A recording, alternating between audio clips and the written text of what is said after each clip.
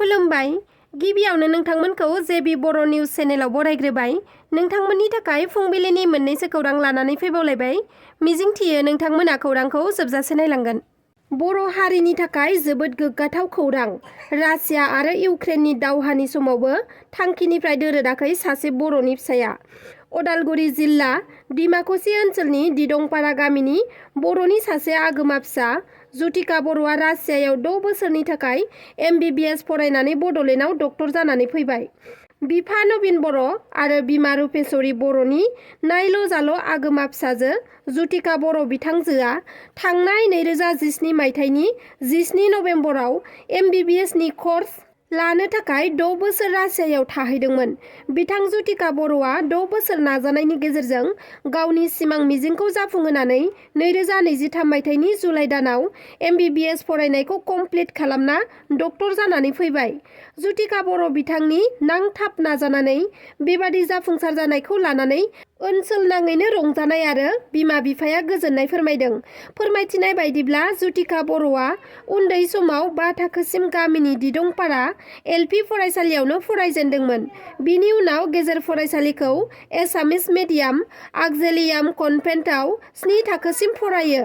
बिनि उनाव फिन 8 थाखोनिफ्राय 10 थाखोसिम गोजौ सोलोंथाइखौ जुथिका बर'आ इंलिस मिडियाम फरायसालियाव फरायदोंमोन आरो मेट्रिक आनजादखौ बेनिफ्रायनो उथ्रिसार जानानै हायार सेकेन्डारिखौ कटन कलेजाव फरायदोंमोन।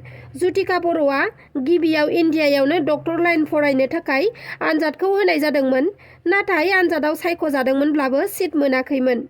बेनि उनाव जुथिका बर' बिथाङा रासियायाव MBBS फरायनो थाखाय दावबायलाङो। गोबां रांखावरिनि आंखालाव गोग्लैदोंमोनब्लाबो जुथिका बर' बिथाङा रासियानिफ्राय 6 बोसोर MBBS कर्स फरायनानै जाफुंसार जानो हायो। बिथाङा फरायनायखौ फोजोबनानै 2023 मायथाइनि जुलाइ दानाव न'आव फैदोंमोन। बेनि उनाव MCI एबा मेडिकेल काउन्सिल अफ इन्डियानि रेजिस्ट्रेसननि थाखाय 5 दानखौ दिल्लीयाव थाहैनानै फरेन मेडिकेल ग्रेजुएट एग्जामिनेसनखौ खनसेयैनो मोजाङै उथ्रिसार जानो हाबोदों।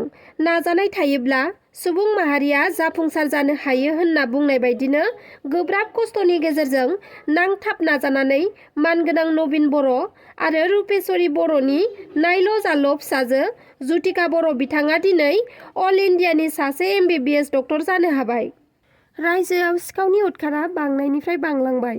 जिब जुनार खावनायनिफ्राय लानानै मुवा बेसाद, गारि मटर, सना रुफा आरो थाखा फैसा बायदि बायदिखौ लुथिनाय आरो खावनाया जोबनो थांला।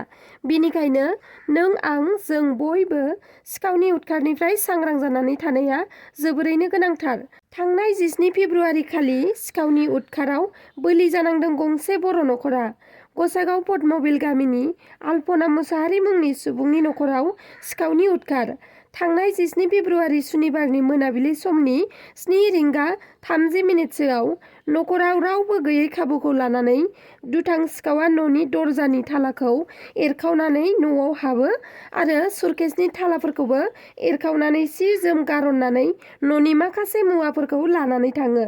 न'नि बिगुमा आल्पना मुसाहारिया फोरमायथिनाय बायदिब्ला सनानि आसान, गं 6 आरो माखासे सुरकेसआव दोननाय रां आरो फिसाइ चन्दन मुसाहारिनि सेन्ट्रेल बेंकनि पासबुकजों लोगोसे चेकबुक आरो एक्सिस बेंकनि पासबुक, चेकबुकफोरखौ लांनायजों लोगोसे TPS 125cc AS 16J 2641 नाम्बारनि स्कुटिखौबो सिखावा लानानै थांदों होननानै मिथिहोदों।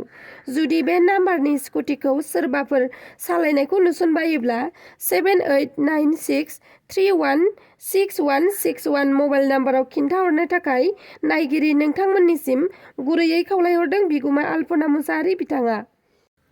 सासे 15 बोसोर बैसोनि उन्दै हिनजावसाखौ 4 दुथां सुबुंफोरा जिनाहारि खालामदों।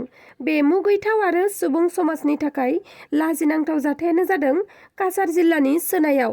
सासे 15 बोसोर बैसोनि उन्दै हिनजावसा गथ'खौ थांनाय 15 खालारै 4 दुथांफोरा गारियाव दिखांना रावबो गैयै दाबसे निजोम जायगायाव लांनानै गारि सिङावनो हानजायै जिनाहारि खालामो। 4 दुथां सुबुंफोरा हिनजावसाखौ जिनाहारि खालामखांनानै न'नि लांगोनायाव गारिनिफ्राय बोख्लायना गारना गालाङो। उनाव हिन्जावसाखौ जिनाहारि खालामग्रा साब्रै दुथांफोरनि हेंथायै हिन्जावसानि बिफाया कसुधरम पुलिस थानायाव आयेन बादियै फासिनि साजा होनांगौनि दाबिजों एजाहार होनाय जायो। नाथाय पुलिस बिफाना जिनाहारि खालामनानै खारखुमाना थानाय साब्रै दुथांफोरखौ दासिमाव हमनो हाथ'वाखै। दासिमाव साब्रैबो दुथांफोरा खारखुमानानै थानायखौ खौरां मोननाय जादों। हिन्जावसाखौ हानजायै जिनाहारि खालामग्रा साब्रैबो दुथांफोरा हाबा जाखांनाय एबा हिन्जाव गोनांखा होनना मिथिना मोननाय जादों। बिसोरनि मुङा फारियै दिलवार हुसेन, हुइदमनि लस्कर, इजाजुल रहमान, राकेश मुजेल। बिटिआरआव इउपिपिएल सरकार थामहिनबा प्रमद बर'आ जेबो खामानि मावनो रोङाखै। थाखा फैसाखौ माब्रैहाय बख'नानै जानांगौ बेवहायसो बेस्थ', जायनि थाखाय दिनै रायजो राजाफ्रा जेबो सुबिदा मोनाखै। बे गोख्रों बाथ्राया आं बुंनाय नङा। बे गोख्रों बाथ्राफोरखौ बुंथिदों बिटिसिनि बारग' चिफ थामहिनबा बिपिएफ दोलोनि दैदेनगिरि हाग्रामा महिलारि बिथाङा। हाग्रामा महिलारि बिथाङा बुंनाय बायदिब्ला बिटिआरनि चिफ प्रमद बर' बिथाङा फैसा दिहुननानै जानो थाखायसो बायदि बायदि मिशन फेस्टिभेलफोरखौ खुंदों एबा हाबा मावनो लादों। नाथाय बेफोरो नंखायजोब होननानै बुंथिदों बिथाङा। बिटिआर सरकार सालायनाय लोगो लोगोनो दिनै रायजो राजाफ्रा जेबो मावनो थाखाय सुबिदा मोनाखै। जायनि थाखाय खुंथाय गोहोआव थानाय इउपिपिएल दोलोखौ नागार बिपिएफ दोलोआव जयेन जाफैदों होननानैबो बुंथिबावदों हाग्रामा महिलारि बिथाङा। लोगोसेनो क'क्राझार जिल्लायाव बिपिएफजों चेलेन्ज खालामग्रा पार्टियानो रावबो गैया। जुदि दंब्लाबो इउपिपिएल हानजाल' दं होननानैबो बुंथिबावो हाग्रामा महिलारि बिथाङा। बेनि अनगायैबो दरं उदालगुरि लकसभा बियाबावबो मोनथाम हानजानि गेजेराव इलेक्शना जागोन, जेराव बिजेपि, कंग्रेस आरो बिपिएफ हानजा थागोन। बिनि गेजेरावनो सेथि मासिखौ बिपिएफआनो आवग्रिनानै दङ होननानैबो फोरमायथिदों हाग्रामा महिलारि बिथाङा। गारां गाज्रि जानायनि थाखाय नोंथांमोना आंनि खौरांखौ मोजाङै खोनायाखैबो जानो हागौ। बिनि थाखायनो नोंथांमोननिसिम निमाहा बिनाय जाबाय आरो नोंथांमोना आंनि खौरांफोरखौ जोबजासे नायजोबलांनायनि थाखाय रोजा रोजा साबायखर थाबाय। एसेनोसै, गोजोन्थों।